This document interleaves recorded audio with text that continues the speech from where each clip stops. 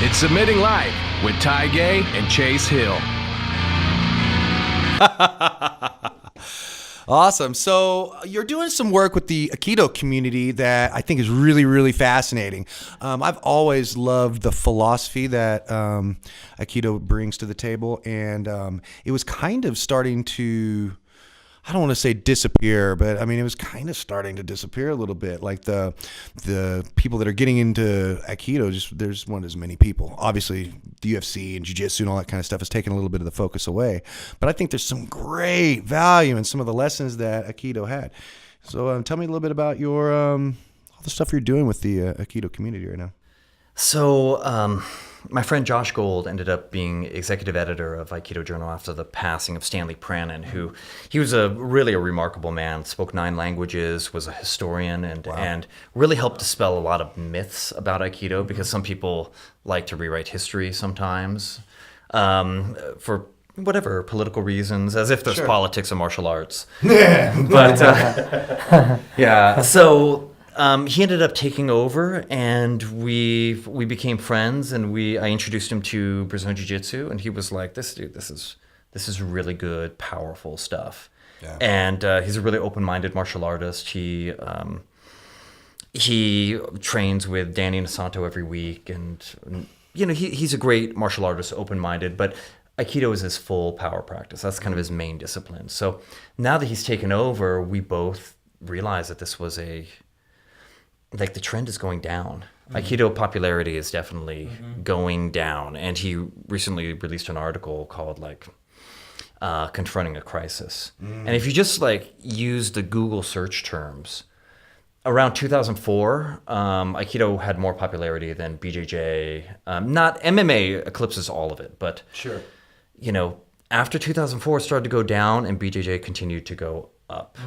And I see a lot of parallels between what's happening with Aikido now, currently, because for a long time, Aikido was the in vogue, fashionable style of Jiu Jitsu.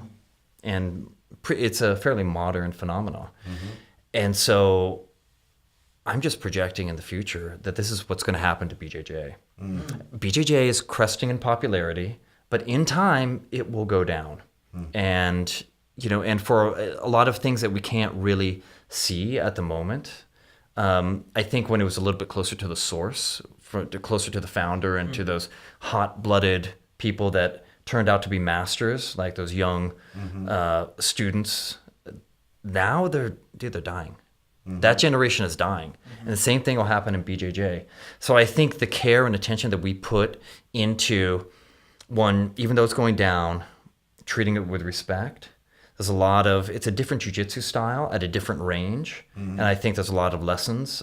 Personally, my own, jiu-jitsu BJJ style is highly reflective of the blending that you really can only get, and it specializes in Aikido. Sure. So people ask me how to get a really smooth flowing game. Well, you can do it with BJJ, but if you cross-train in Aikido, then you really elongate those moments of blending. And then you can apply that in smaller pockets in BJJ against active resistance. So I think we're doing a favor for the future of BJJ. And I want to reinvigorate Aikido. It's gotten a lot of flack. And I think treat all arts with respect is really the way to go. So we're doing this thing with Aikido Journal Academy. We recently released a course called Bulletproofing Pins. Basically, Aikido pins, if they break down, we're doing jiu-jitsu follow-ups, but still in line with the spirit of Aiki techniques. Awareness for multiple opponents, not putting your back on the ground, maximum mobility, not punishing your opponent any more than you need to. And so we did a lot of R&D on this. Research and development was at least 40 hours. And so we filmed it, we launched Aikido Academy, and we've developed a cycle. We'll do something progressive and modern, then we'll do something traditional, then we'll do something non-technical, which is like dojo management, biomechanics, conditioning, something like that. So we have a vision for Aikido. Aikido is all about blending and non-resistance. And I think we should take that approach and apply it to learning other arts too. There's no reason why Aikido instructors and Aikido students can't. We can flip it, man. We can do the ultimate Jiu-Jitsu.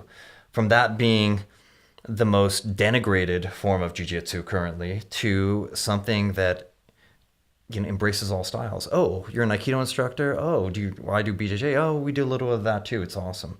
We do a little judo too. We do a little bit of knife fighting. We take the best from Kali. Sure. There's no reason you can't blend with those other arts, take the best of it. And we're not turning into JKD.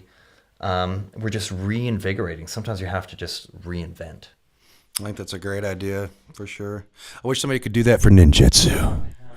I just want to throw throwing stars, man. Smoke bombs and throwing stars. Come on, bring it back. Let's do this. Dude, yeah, a lack of shuriken leads to a lot of Christmas misery. I'm telling you, God bless. Add that back into Aikido. Do you think that there's a lot of, because you said a lot of the older heads of Aikido are maybe not as around as much anymore, maybe they're getting older, they're dying, or just not as practicing as much. Do you think Aikido people are more of them transitioning to the openness of training Jiu-Jitsu as well, or BJJ with their Aikido?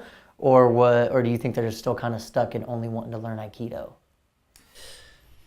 There are some, attitudes sometimes they can take a while to shift. Unless you get like a real kick in the butt, like what Hoist did with the media exposure of the UFC. Or the Gracie Challenge matches. Yeah. Exactly. And in the early days, like BJJ, it was a little rough when it first came to the U.S. Yeah. It was like the guys that would go straight to MMA, they went to BJJ. Yep.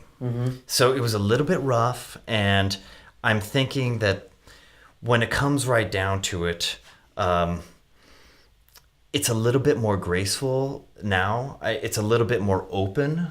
It's not about handling the Vale Tudo challenge matches. Right. It's much more about jiu-jitsu for everybody and accommodating different levels. You have your professionals, you have your hardcore, you have your hobbyists. Right. And you have your people with physical challenges that are coming in, and they're doing what they can to learn the art and doing quite well. So I think accommodating all of that allows Aikido people, number one, to say, well, I can dabble in this, and and I can start to pick it up, and if they get bitten, then that's great.